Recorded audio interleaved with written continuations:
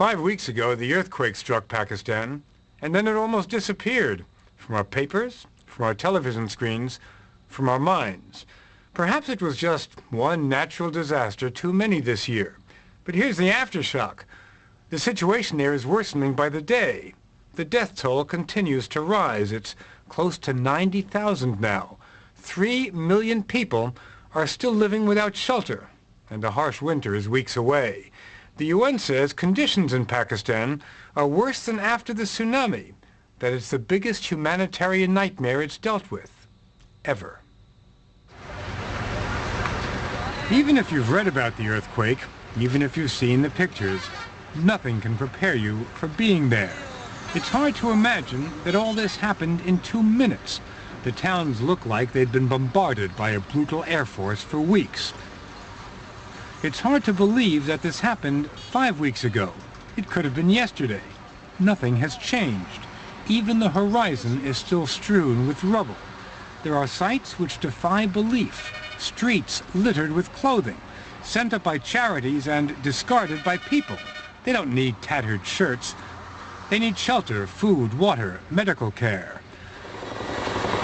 The large relief agencies and governments are doing what they can in the cities and the towns, building tent cities for the homeless, handing out food.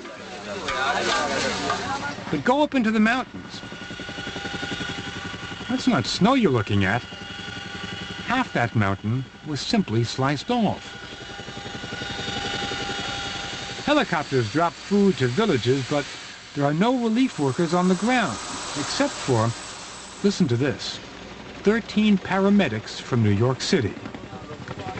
They came to Pakistan with no backing or support or agenda except to help. They wound up in Pakistani Kashmir, a disputed territory of undisputed beauty. When they were dropped off here, Chris Summers was surprised to learn they were all alone. I can't believe we haven't seen anyone else in this valley. Yeah. There's such a need here, you know, and we're isolated here, so I don't really know what's happening in the rest of the country. But in this valley, Jhelum Valley, an enormous need. And how is it possible there's just us, you know, 13 knuckleheads from New York here? Knuckleheads? This is Bin Laden country, dotted with training camps for jihadists, where Islam is at its most radical and America is seen as the enemy. But now, people were walking for miles to be treated by the Americans. Some 200 a day were making their way to the clinic, people who were being cared for the first time since the earthquake. Joe Connolly works at St. Vincent's Hospital in Midtown Manhattan. You're cleaning wounds of people who have infections, and if the infections aren't treated, they're not going to live. That's true. I mean, we're saving lives, many lives, every single day. You know, as a paramedic in New York City, once in a while you have that direct influence on life and death. But here it's happening every half an hour, you know. In New York, their job is to keep a patient alive and drive that ambulance to the nearest hospital. Here, there are no hospitals or ambulances. No stretchers either, except this one, which they made out of floorboards. Yeah, just hold some gauze here. I'm going to start irrigating it. Their clinic? A tent next to a military hospital which had been demolished. There was no running water and no electricity, so they were operating by flashlight. There's 2 layers here. Yeah. There were tremors, aftershocks all the time. Yep. Yasser Bashir Coker brought his little sister to the clinic. Had you ever seen Americans before you came here? No. No, first time. What was your impression? What did you think of the Americans? They are very cooperative, beautiful, and handsome. They're very beautiful, cooperative, and handsome, you say? Yeah. Nick Lobel Weiss works at New York's Roosevelt Hospital and was instrumental in putting together this group of beautiful and cooperative people. What is it about you that inspired you to come here under the most dangerous, primitive conditions? What do you think it is about you guys? Healthcare workers want to help people. And I think people, if sometimes, I think the Nick, difference... you keep saying that. Yeah. You keep saying that. Yeah. But 13 of you came from New York City. You've got no connection with Pakistan. You've never been here before. You don't know any Pakistanis. You came here, and hundreds of thousands of other people didn't even think about it. What is it about you guys? Maybe we're New Yorkers and we don't want to take no for an answer. Word of where they were and what they were doing was getting out, not only to Pakistanis needing care, but to relief organizations. Several sent people to help, so the New Yorkers decided it was time to move further on, to places where help had not arrived. The only way to go? A mule train, laden with supplies the paramedics had begged, borrowed, and pilfered from every stockpile they'd passed. We would go with them, further up the valley, into an area which has been forbidden to foreigners for the last 50 years. It is, in fact, a war zone, a rugged region close to the contested border between Pakistan and India.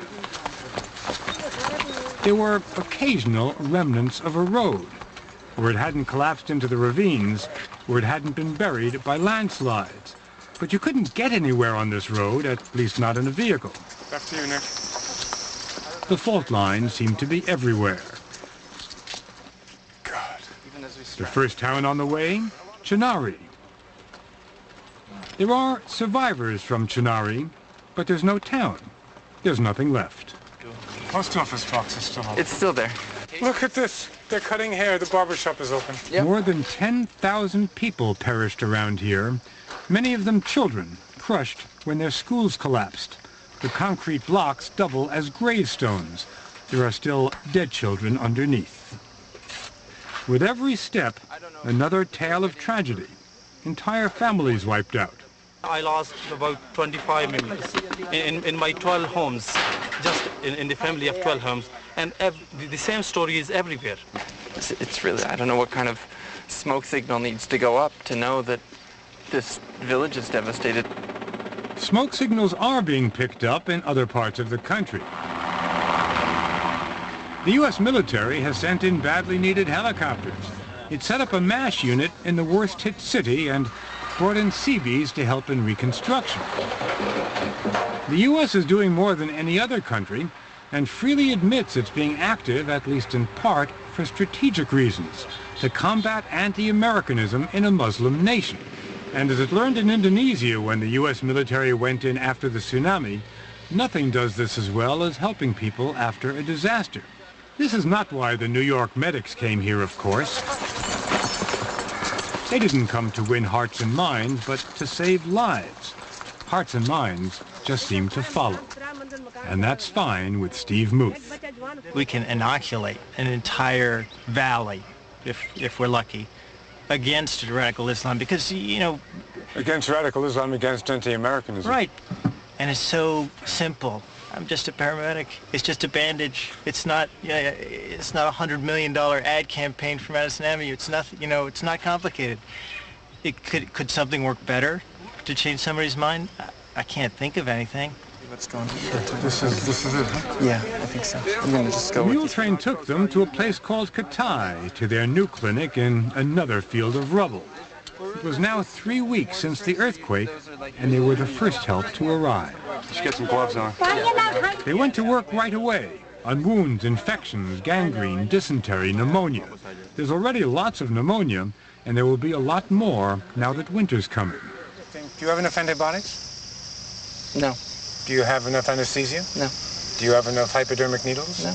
Do you have enough water? No. Do you have enough food? No. I don't think there's anything you could possibly list that would make it sufficient for a group of 13 people to treat, a valley of thousands, of tens of thousands of people. So basically, what we're doing here is we're putting a Band-Aid on a wound the size of Texas. And as Ruben Flores explains, they were doing serious surgical procedures with no anesthetic. It's tremendously painful. And some of these people, especially some of the older gentlemen and ladies of this valley, just stood there with a straight face, as if pain were something they'd lived with their whole life, and this was nothing different. In our country, we would have done that without anesthetic. We would have been sued. Here, they thanked us. Mm-hmm. Okay. We have to draw. We have to draw. Okay. One in the sun, morning. And then There wasn't always a translator, so they all had to find other ways to communicate. 1 morning, 1 night. 5 den. Good? One guy came up to me yesterday and was holding out his hands like this. And I'm looking, I'm like, oh, does he want treatment, you know? And he was signaling me to put my hands out. And he said, we have 5 fingers, arm, arm, elbow, elbow. We're the same. And then he shook my hand. You know? 14-year-old Menaz Bibi's hand was caught under rubble. Yeah, go ahead. Peel this back. All the medics could do was cut away the dead and gangrenous flesh. Will she ever have any use of her hand? That depends on how quickly she can be medevaced to a hospital. Sometimes you call, and those poor people have to wait day after day, sitting there. But a helicopter did come and headed for an open field. They took her there on the run. But the chopper never landed. I mean, when's the next one? Next week? The only certainty is the next patient. There's always a next patient. Are you going to stitch that back? No one had ever seen so many kids with so many head wounds. Shake, shake, shake, shake. And then it's Zuba. Shake, shake, shake. It's Not only were wounds being treated for the first time since the earthquake, children were laughing for the first time too. All it took was a surgical glove and a New Yorker named Nick.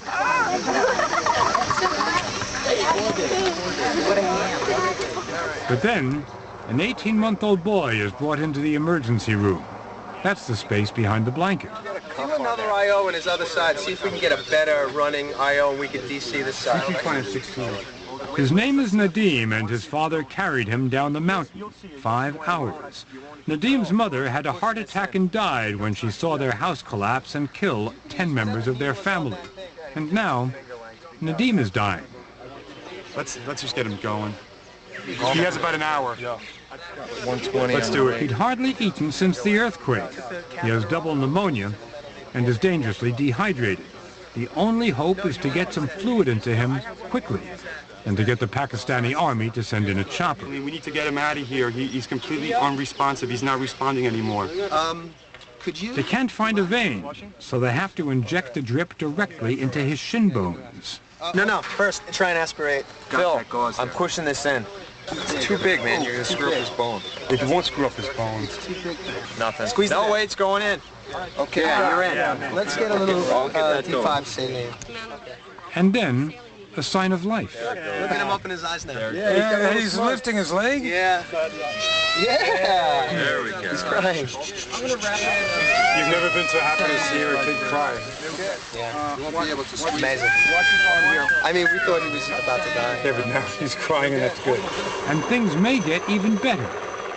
A chopper. But will it land?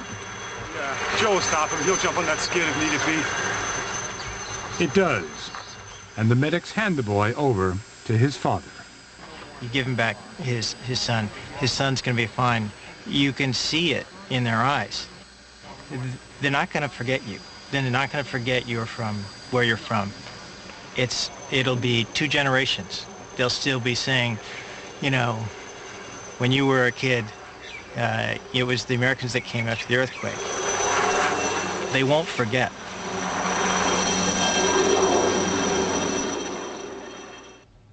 Two days after that helicopter took off, we found Nadim in a Pakistani hospital. He was doing okay. We also learned that Menaz Bibi, the girl who'd been left behind, was picked up eventually and taken to a hospital as well. But what happens next? Will they go back to their mountain villages for the winter? Probably. Will there even be tents for them there? Maybe, if they're lucky.